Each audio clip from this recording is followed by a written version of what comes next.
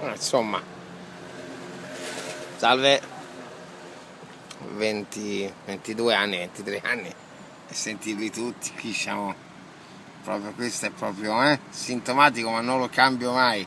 Non voglio vedere la velocità, voglio avere il rischio di rimanere senza benza perché non si vede, proprio non si vede.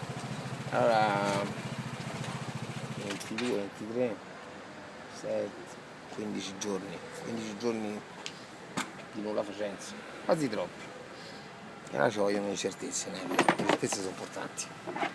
E allora 15 giorni che lui non abbiamo proprio ignorato, abbiamo fatto gli auguri, buon Natale, con la sella un po' Santa Claus, 15 giorni, vediamo un po' che succede.